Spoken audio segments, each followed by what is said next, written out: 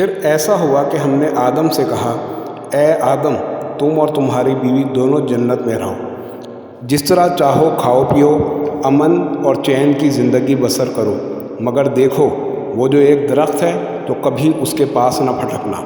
اگر تم اس کے پاس گئے تو نتیجہ یہ نکلے گا کہ حد سے تجاوز کر بیٹھو گے اور ان لوگوں میں سے ہو جاؤ گے جو زیادتی کرنے والے ہیں۔ پھر ایسا ہوا کہ شیطان کی وسوسہ اندازی نے ان دونوں کے قدم ڈگمگا دیے، اور یہ اسی کا نتیجہ تھا کہ جیسی راحت کی زندگی بسر کر رہے تھے اس سے نکلنا پڑا۔ خدا کا حکم ہوا کہ یہاں سے نکل جاؤ، تم میں سے ہر وجود دوسرے کا دشمن ہے۔ اب تمہیں جنت کی جگہ زمین میں رہنا ہے اور ایک خاص وقت کے لیے جو علم الہی میں مقرر ہو چکا ہے اس سے فائدہ اٹھانا ہے۔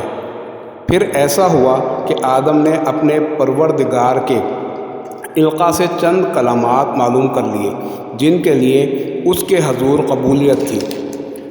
پس اللہ تعالیٰ نے ان کی توبہ قبول کر لی، اور بلا شبہ وہی ہے جو رحمت سے درگزر کرنے والا ہے، اور اس کے درگزر کی کوئی انتہا نہیں۔ آدم کی توبہ قبول ہو گئی، لیکن جس زندگی سے وہ نکل چکا تھا وہ دوبارہ نہیں مل سکتی تھی۔ بس ہمارا حکم ہوا، اب تم سب یہاں سے نکل جاؤ، اور جس نئی زندگی کا دروازہ تم پر کھولا جا رہا ہے اسے اختیار کر لو۔ لیکن یاد رکھو، جب کبھی ایسا ہوگا کہ ہماری جانب سے تم پر راہ حق کھولی جائے گی تو تمہارے لیے دو ہی راہیں ہیں۔ جو کوئی ہدایت کی پیروی کرے گا اس کے لیے کامیابی و سعادت ہوگی، اور کسی طرح کا کھٹکا نہیں، کسی طرح کی غمگینی نہیں۔ یہ سورہ بقرہ ہے، اور سورہ اعراف میں ہے، اے آدم، تو اور تیری بیوی دونوں جنت میں رہو، اور جس جگہ جو چیز پسند آئے شوق سے کھاؤ، مگر دیکھو وہ جو ایک درخت ہے تو اس درخت کے قریب بھی نہ جانا، اگر گئے تو یاد رکھو تم زیادتی کرنے والوں میں سے ہو جاؤ گے۔ لیکن پھر ایسا ہوا کہ شیطان نے ان دونوں کے دلوں میں وسوسہ ڈالا تاکہ ان کے ستر جو ان سے چھپے تھے ان پر کھول دے۔ اس نے کہا، تمہارے پروردگار نے اس درخت کو اس لیے تم سے روکا ہے کہ کہیں ایسا نہ ہو کہ تم فرشتے بن جاؤ یا دائمی زندگی تمہیں حاصل ہو جائے۔ اس نے قسمیں کھا کھا کر یقین دلایا کہ میں تم دونوں کا خیر خواہ اور نیکی کی بات سمجھانے والا ہوں۔ اس نے قسمیں کھا کھا کر یقین دلایا کہ میں تم دونوں کا خیر خواہی سے نیک بات سمجھانے والا ہوں۔ غرض یہ کہ شیطان اس طرح کی باتیں سنا کر بالآخر انہیں فریب میں لے آیا۔ پھر جوں ہی ایسا ہوا کہ انہوں نے درخت کا پھل چکھا تو ان کے ستر ان پر کھل گئے، اور جب انہیں اپنی برہنگی دیکھ کر شرم محسوس ہوئی تو باغ کے پتے اوپر تلے رکھ کر اپنے جسم پر چپکانے لگے۔ اس وقت ان کے پروردگار نے پکارا، کیا میں نے تمہیں اس درخت سے نہیں روک دیا تھا، اور کیا میں نے نہیں کہہ دیا تھا کہ شیطان تمہارا کھلا دشمن ہے؟ انہوں نے عرض کیا، پروردگار، ہم نے اپنے ہاتھوں سے اپنا نقصان کیا، اگر تو نے ہمارا قصور نہ بخشا اور ہم پر رحم نہ فرمایا تو ہمارے لیے بربادی کے سوا کچھ نہیں۔ فرمایا، یہاں سے نکل جاؤ، تم ایک دوسرے کے دشمن ہو۔ اب تمہارے لیے زمین ٹھکانہ ہے، اور یہ کہ ایک خاص وقت تک وہاں سر و سامان زندگی سے فائدہ اٹھاؤ گے۔ اور فرمایا، تم اسی میں جیو گے، اسی میں مرو گے، پھر اسی سے مرنے کے بعد نکالے جاؤ گے۔ اور ایک جگہ پہ آیا ہے، اور یہ واقعہ ہے کہ ہم نے آدم کو پہلے سے جتا کر عہد لے لیا تھا، پھر وہ بھول گیا، اور ہم نے نافرمانی کا قصد اس میں نہیں پایا تھا۔ اور پھر جب ہم نے فرشتوں کو حکم دیا، آدم کے آگے جھک جاؤ، سب جھک گئے مگر ابلیس نہ جھکا، اس نے انکار کیا۔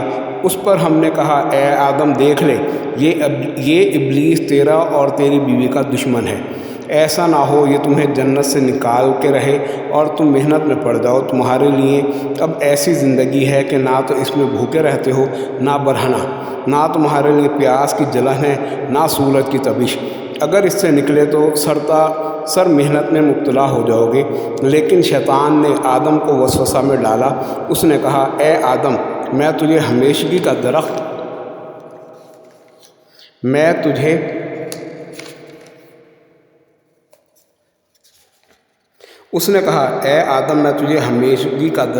کا نشان دے دوں اور ایسی بادشاہی جو کبھی زائل نہ ہو۔ چنانچہ دونوں نے یعنی آدم اور اس کی بیوی نے اس درخت کا پھل کھا لیا اور دونوں کے سطر ان پر کھل گئے۔ تب ان کی حالت ایسی ہو گئی کہ باغ کے پتے توڑنے لگے اور ان سے اپنا جسم ڈھانکنے لگے۔ غرض یہ کہ آدم اپنے پروردگار کے کہنے پر نہ چلا، پس وہ جنت کی زندگی سے بے راہ ہو گیا، لیکن اور دونوں کے سطر ان پر کھل گئے۔ تب ان کی حالت ایسی ہو گئی کہ باغ کے پتے توڑنے لگے اور ان سے اپنا جسم ڈھانکنے لگے۔ غرض یہ کہ آدم اپنے پروردگار کے کہنے پر نہ چلا، پس وہ جنت کی زندگی سے بے راہ ہو گیا، لیکن پھر اس کے پروردگار نے اسے برگزیدہ کیا، اس پر اپنی رحمتوں سے لوٹ آیا، اس پر زندگی و عمل کی راہ کھول دی۔ چنانچہ اللہ تعالیٰ نے حکم دیا، تم دونوں اکٹھے یہاں سے نکل چلو، تم میں سے ایک دوسرے کا دشمن ہے، اب تم پر ایک دوسری زندگی کی راہ کھلے گی۔ پھر اگر میری طرف سے تمہارے پاس یعنی تمہاری نسل کے پاس کوئی پیام ہدایت آیا تو اس بارے میں میرا قانون یاد رکھو، جو کوئی میری ہدایت پر چلے گا نہ تو وہ راہ سے بے راہ ہوگا نہ دکھ میں پڑے گا۔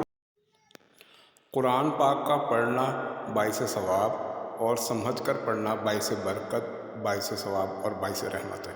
ہمیں کوشش کرنی چاہیے کہ اپنی زندگی میں قرآن پاک اور نماز کو لازمی حصہ بنا لیں تاکہ ہماری زندگی میں رحمت اور برکت شامل ہو۔ اگر میرا یہ چینل پسند آئے تو پلیز اس کو سبسکرائب بھی کیجیے گا اور میری ویڈیوز کو شیئر بھی کیجیے گا، بہت مہربانی۔ کل انشاءاللہ تعالی حابیل اور قابیل کا حصہ میں اپلوڈ کروں گا اور قرآن پاک کے جتنے بھی قصائص آئے ہیں ان سب کو انشاءاللہ تعالی جلد از جلد اپلوڈ کروں گا۔